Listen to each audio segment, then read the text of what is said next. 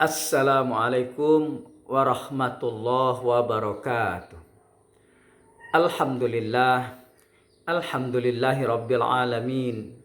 Wassalatu wassalamu ala asrafil anbiya'i wal mursalin wa ala alihi wa sahbihi ajma'in, amma ba'du. Para jemaah yang dirahmati Allah, pada kesempatan ini sedikit kita berbicara tentang La ilaha illallah adalah sebagai bentengnya Allah. Para jamaah yang dirahmati Allah, kita tahu kalimat La ilaha illallah merupakan kalimat inti, kalimat tauhid. Dari situlah bermuara ketauhidan kita untuk mentauhidkan Allah subhanahu wa ta'ala, untuk mengesahkan Allah subhanahu wa ta'ala. Jadi kalimat ini adalah merupakan kalimat inti di dalam Islam. Karena dari kalimat itulah semua akan bermunculan.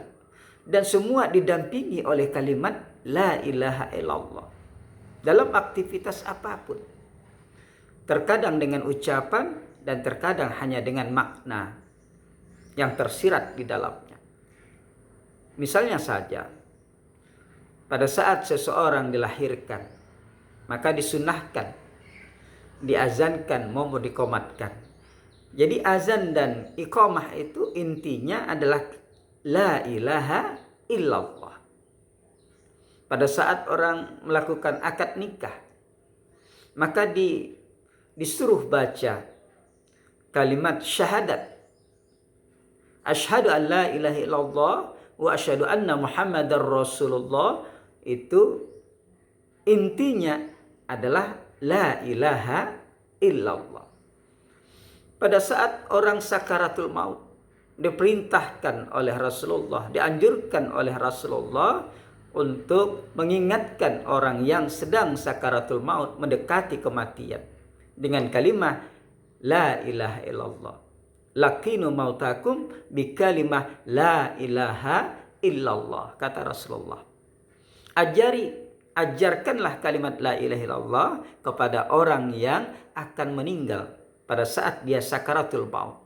Karena apabila dia dapat mengucapkan hal yang demikian, maka dijamin dakhalal jannah, kata Rasulullah. Maka masuk surga. Walaupun nanti pada saat dia meninggal membawa dosa belum sempat diampunkan oleh Allah, maka kalau belum diampunkan oleh Allah, maka dia akan masuk neraka dulu. Setelah disiksa, habis masa siksaan, maka barulah dia dimasukkan ke dalam surga. Ini fadilah, manfaat daripada mengucapkan kalimah la ilaha illallah. Salat intinya juga kalimat la ilaha illallah. Ibadah haji juga intinya kalimah la ilaha illallah. Segala kebaikan bermuara kepada kalimat la ilaha illallah. Jadi pengertiannya sangat luas. Kalimat la ilaha illallah ini. Pantas saja Allah sampai-sampai mengatakan bahwa la ilaha illallah itu adalah merupakan bentengnya Allah subhanahu wa ta'ala. Sebagai benteng dari Allah subhanahu wa ta'ala. Para jamaah yang dirahmati Allah, sebagaimana diriwayatkan dalam hadis qudsi dari Ali radhiyallahu anhu qala, jadi an Ali radhiyallahu anhu qala Nabi sallallahu alaihi wasallam haddatsani Jibril alaihi salam qala yaqulullahu ta'ala. Kemudian Allah berkata dari sabda Rasulullah tersebut, la ilaha illallahu hisni faman dakhalahu amina min adzabi. Dari hadis ini Ali meriwayatkannya bahwa dia berkata bahwa Rasulullah Shallallahu Alaihi Wasallam bersabda, dan Rasulullah pun mengatakan bahwa Allah telah berfirman lewat malaikat Jibril, pemberitahuannya, La ilaha illallahu hisni. La ilaha illallah adalah bentengku, kata Allah. Faman dakhalahu, barang siapa yang masuk dalam bentengku, kata Allah, amina min azabi, aman dari azabku, maka dia aman dari azabku. Para jemaah yang dirahmati Allah, jadi barang siapa yang membaca kalimah la ilaha illallah, sering menjadikan kebiasaannya dalam membaca, baik pagi, siang maupun malam, selalu membaca kalimah la ilaha illallah, berarti di dalam dirinya sudah ada benteng dari Allah Subhanahu wa taala. Nah, kalau dia sudah berada dalam bentengnya Allah, maka berarti dia itu aman dari azabnya Allah, siksanya Allah. Siksa itu ada dua.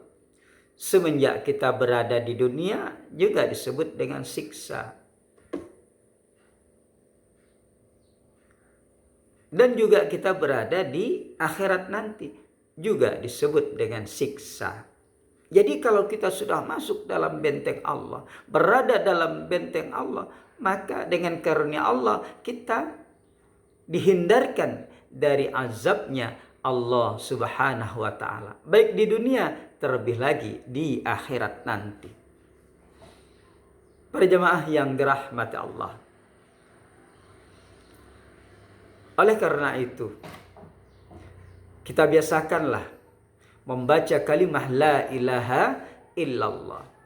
Kalau dapat membaca kalimah la ilaha illallah itu harus belajar kepada seorang guru yang pernah belajar kalimat la ilaha illallah. Memang kalimat la ilaha illallah itu adalah sifatnya umum. Jangankan orang Islam, di luar Islam pun bisa mengatakan kalimat la ilaha illallah. Nah, maka kita membiasakan mengamalkannya agar kita berada dalam bentengnya Allah Subhanahu wa taala. Kalau kita sudah berada dalam benteng Allah, mudah-mudahan insya Allah dengan kehendak Allah kita diselamatkan dari azabnya Allah, baik di dunia terlebih lagi di akhirat nanti. Para jemaah yang dirahmati Allah, ini saja yang dapat kita sampaikan. Mudah-mudahan kita dikaruniai oleh Allah Subhanahu wa taala untuk selalu rutin membaca kalimah la ilaha illallah. Kalau dalam thariqah Qadiriyah wa Naqsyabandiyah yang dipelopori oleh Syekh Ahmad Khatib Sambas, dia mengajarkan kepada murid-muridnya itu membiasakan kalimah la ilaha illallah itu sebanyak 160 kali atau 165 kali, itu setelah sholat 5 waktu, setelah sholat subuh, zuhur, asar, maghrib maupun isya. Nah, itu dibiasakan. Kemudian untuk membiasakan juga kalimat yang pendek dari la ilaha illallah itu adalah kalimat Allah, Allahu, Allahu, Allah, itu juga diamalkan setelah sholat 5 waktu. Nah, ini kita terima dari guru ke guru kalimat la ilaha illallah dan kalimat Allah, Allah. Kalimat la ilaha illallah itu adalah inti dari ajaran thariqah Qadiriyah. Kalau kalimat Allah, Allah itu adalah inti dari ajaran zikir thariqat Naqsyabandiyah. Jadi digabungkan oleh Syekh Ahmad Khatib Sambas, maka zikirnya jadi la ilaha illallah dan zikir Allah, Allah, Allah, maka disebutlah dengan tariqah Qadiriyah wan Naqsyabandiyah. Kami akhiri. Assalamualaikum warahmatullahi wabarakatuh.